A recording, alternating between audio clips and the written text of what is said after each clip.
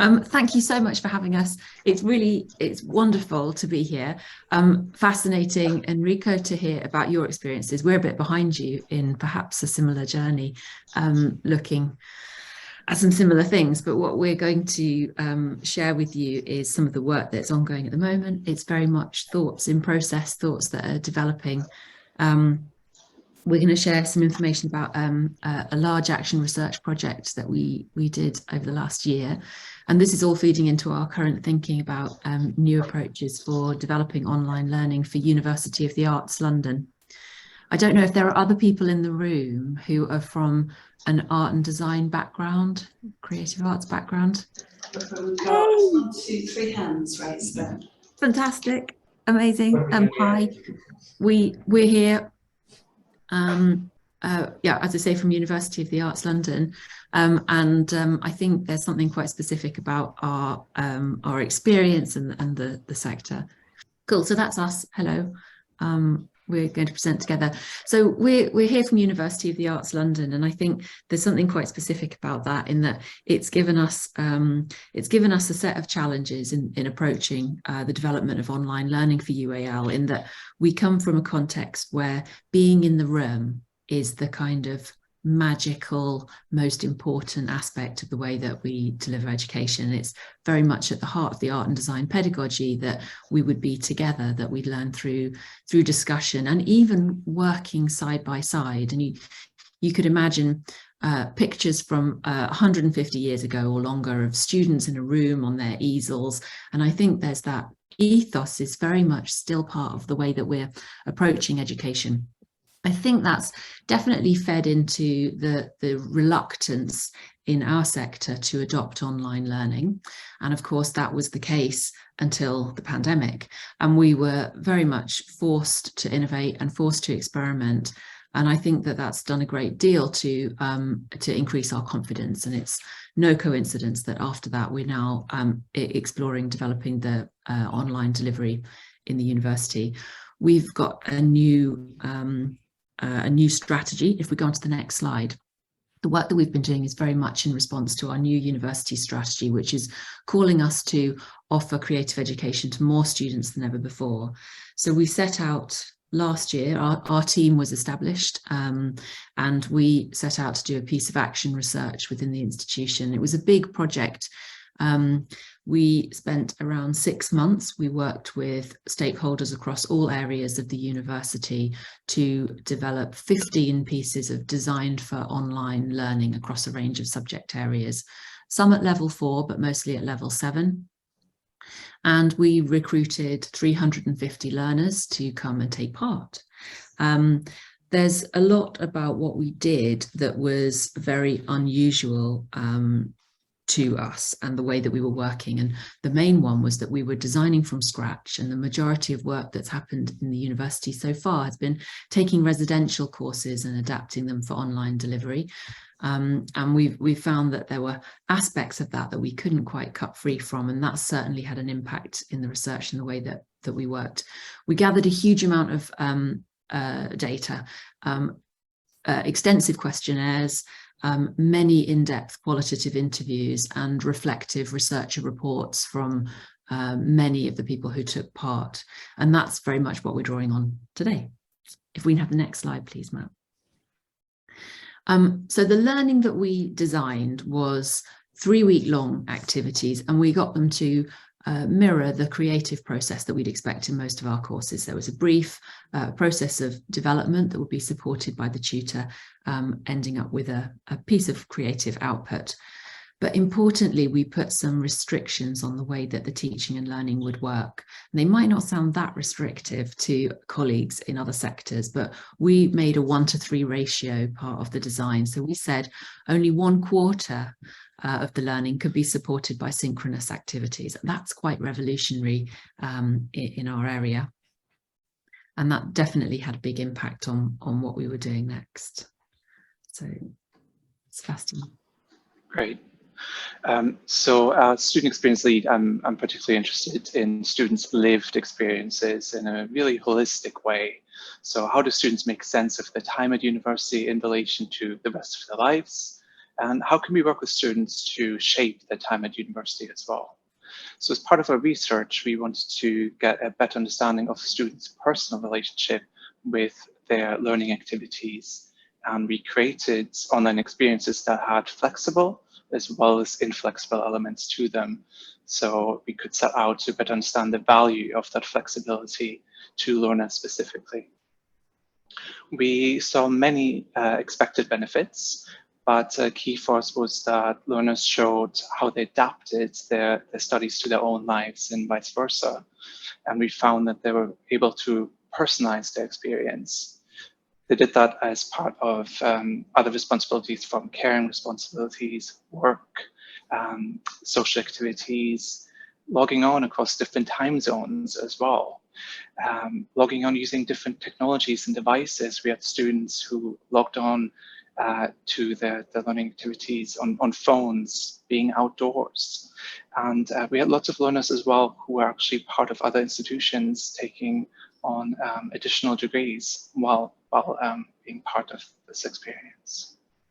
Another thing we found was that students were able to change how they engaged with their studies. So they adapted throughout those 3 weeks, which was really important because they were able to work around the responsibilities as responsibilities changed as well. And this ability to decide how they engaged, it widened access, it made for a much more inclusive experience, and it made for a more sustainable experience too. Not having to terminate or interrupt your studies because of your other responsibilities is really key here. In the next slide, you will see some of the detail that came out of our study, showing you the different responses to our questions on flexible features specifically.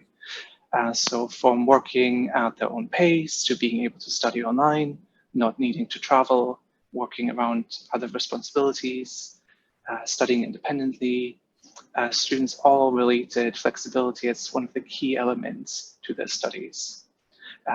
Ultimately, this means that flexibility matters to learners and a whole lot as well, as you can see here.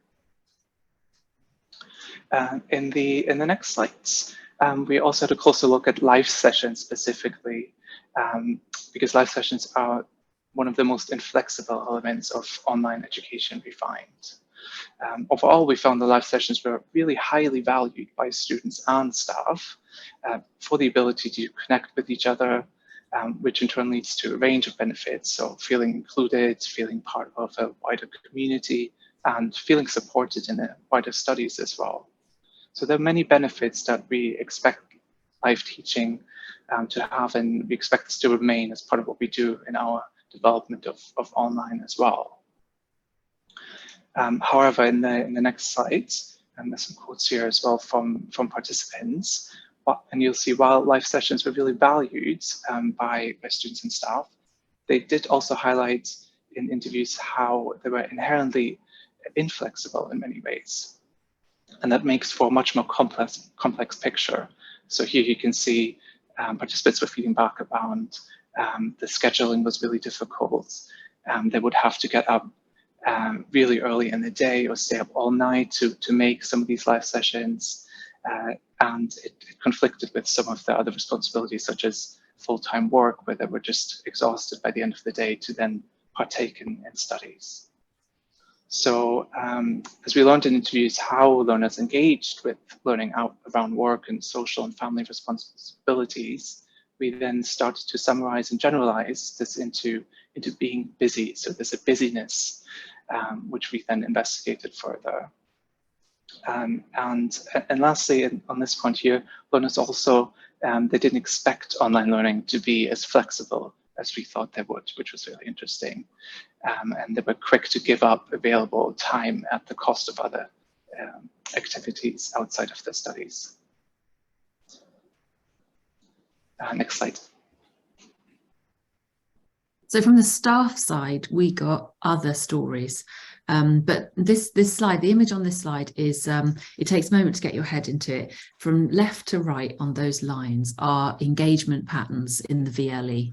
And we were looking at this group of learners with particular interest because because they were kind of average in terms of our sample of the students who took part in the research. But when we looked at these dots, we're looking at the blue dots being the asynchronous points of engagement, where students were working flexibly, they were following their own patterns, and the red dots are showing their engagement at live sessions. And I think what this data started to reveal to us was how different the experience of the online learners was as perceived by their tutors. So the tutors who are so familiar with live interaction could see people taking part in those live sessions. They could see some work happening in some other areas. They were using Padlets, contributing to discussions here and there. But that idea of the presence being a reliable indicator of engagement and potentially success was completely overturned in the research. So when the tutors saw data like this, when they saw engagement patterns like this, it was really difficult for them to gauge what was going on and what was looking like a successful engagement pattern. We found that there are learners on here who engage sporadically with none of the live sessions, perhaps only watching recordings, but who were, by the end of the activity, a success in inverted commas. They'd achieved everything. They reported high satisfaction rates. And when we interviewed them, we heard the stories of their experiences, their flexible learning experiences. And whilst this is super good news, it did kind of deepen our interest in how do staff prepare for this kind of engagement? How do we design the support that we would normally give in live sessions, the sense of community that we know is key to our kind of discursive relational pedagogy? And what we realized was that whilst it's possible to design those things in asynchronously, it was a big ask for the academics that we were working with. It was asking them to take a completely new approach. And it really did genuinely challenge the ideas of what it was to be an art and design tutor when it came to working in an online space to one extent, but more so delivering flexible teaching and learning. And this is where it comes into the idea of what is sustainable. So if we can have a look at the next slide. We asked the tutors, the academics that we worked with, 16 academics, to tell us about their experiences of working on the programme. It's really important that we didn't just say to them, hey guys, design some flexible, predominantly asynchronous learning. We supported them. They worked in teams with learning designers and digital learning technologists, and they had support in their media production for their asynchronous materials as well. So there's quite a lot of guidance there, but really what we found was that wasn't really structured enough for most people, and that it really came down to their prior experiences and, more importantly, their levels of confidence, because we were asking them to adopt something that was more radically new than we had expected. The tutors told us in their reflective reporting and their questionnaires throughout the entire process that they were learning a huge amount, which people were really positive about. But even by the end of the process, the tutors were reflecting on they wanted more training. They wanted to be taught themselves. They wanted that development. 87% wanted training, and 90% said that they thought it would be really important for future academics working in this way to have the support of someone with more experience of specifically online pedagogies, which is definitely something we're listening to and is key to what we're doing now. If we can have the next slide.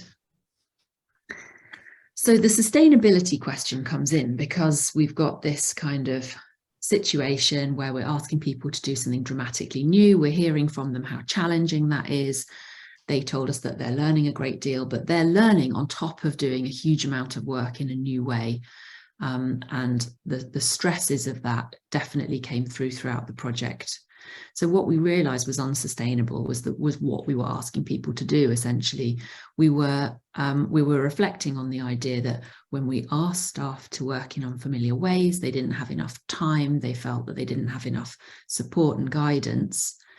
That was personally unsustainable for them. It was exhausting. It was reminding us of the pandemic working. And when we look at where's the knock-on effect, what's happening in terms of sustainable working for students, it's immediately translating across. So when you haven't got time for things to be thoroughly planned out in advance, that's when you get we go perhaps flipping back to relying on live sessions again, trying to get everything across in the moment. Session times varying, small updates, adjustments, little bits of extra information coming through during delivery.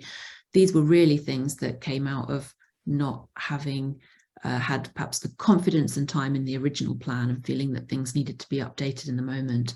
So we saw that there was that really clear connection, and these unsustainable aspects of learning came through in our student surveys and the qualitative interviews with the learners.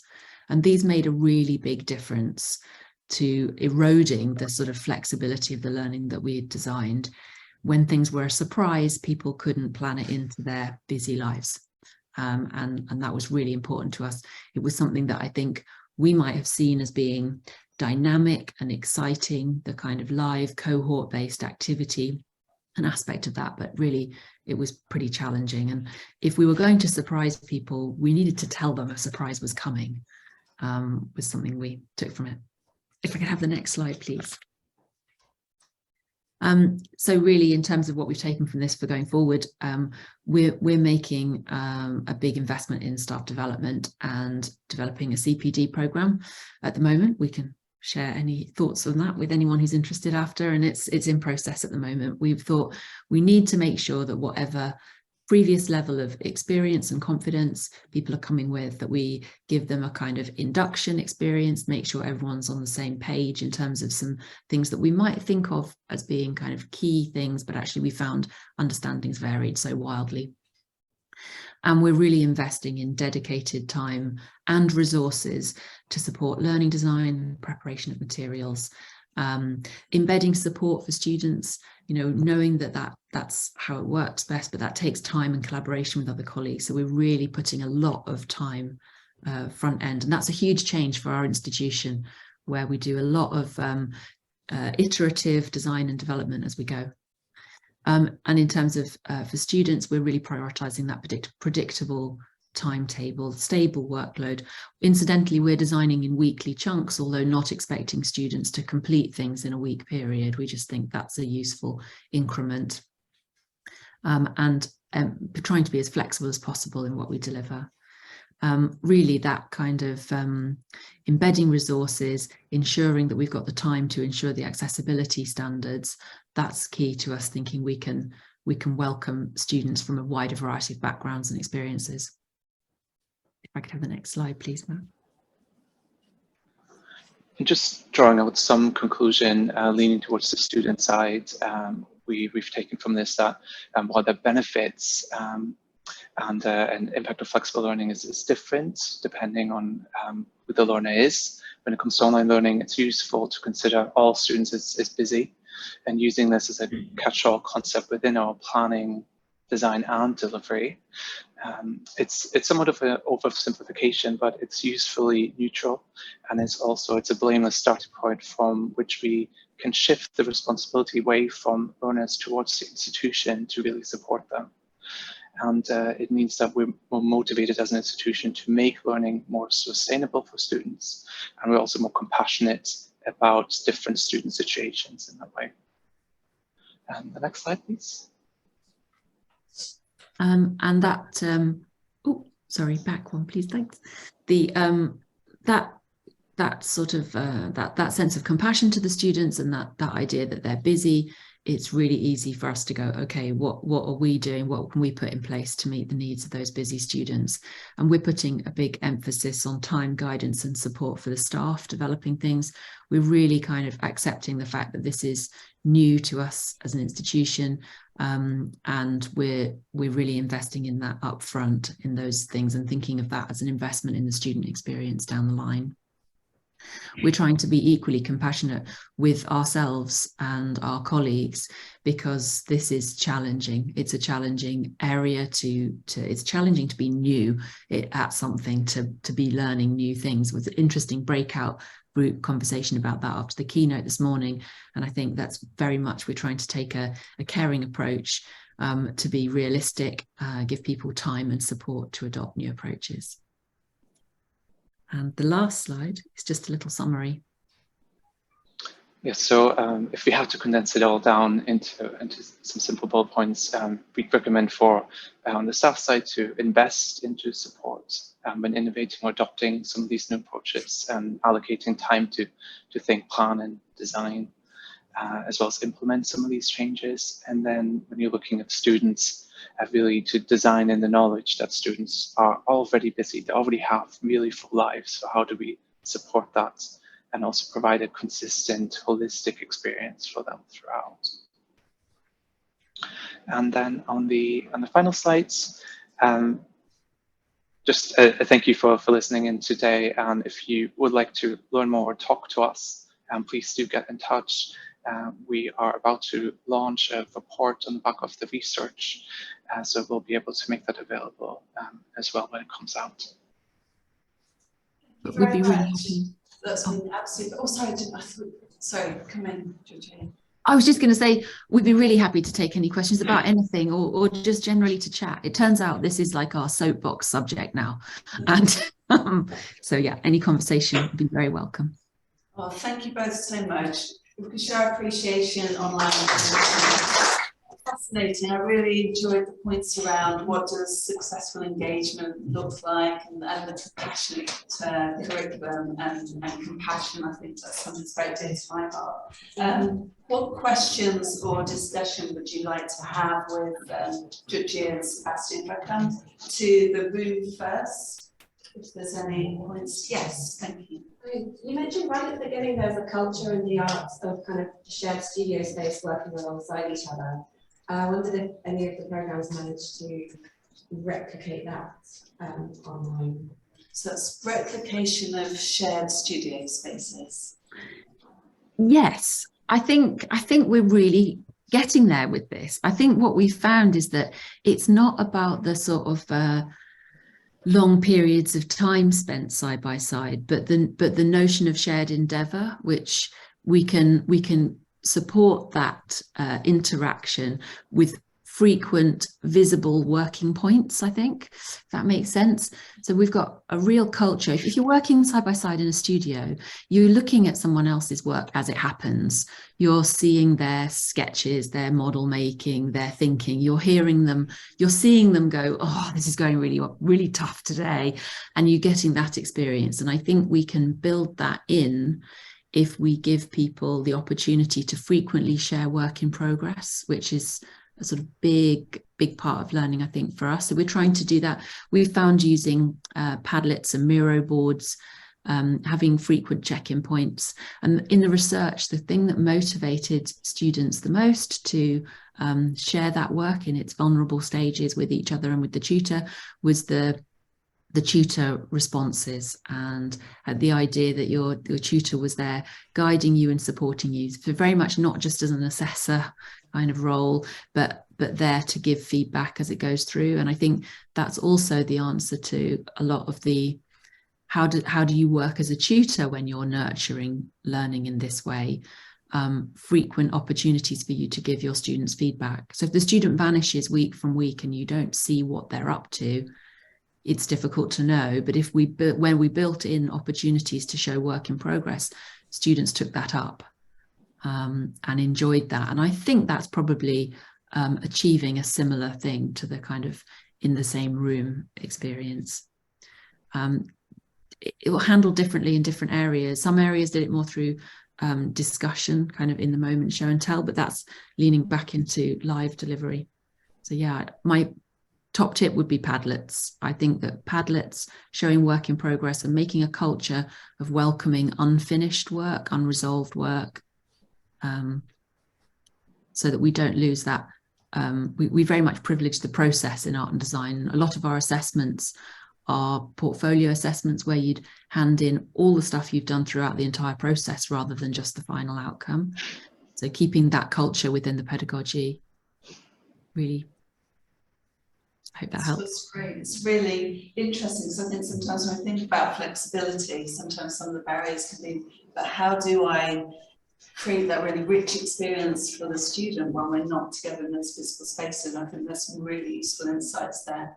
I'm so sorry that we've been quite compressed for time. I think the technical switchovers have curtailed discussions slightly. There is a question in the chat if maybe you wanted to perhaps respond to that, because we'll then still have that capture and be able to benefit from the answering. But I really want to make sure we've got enough time for our live talk as well. But thank you for your details and the offer to pick up the discussion later. And thank you very much. If we could just show our appreciation again.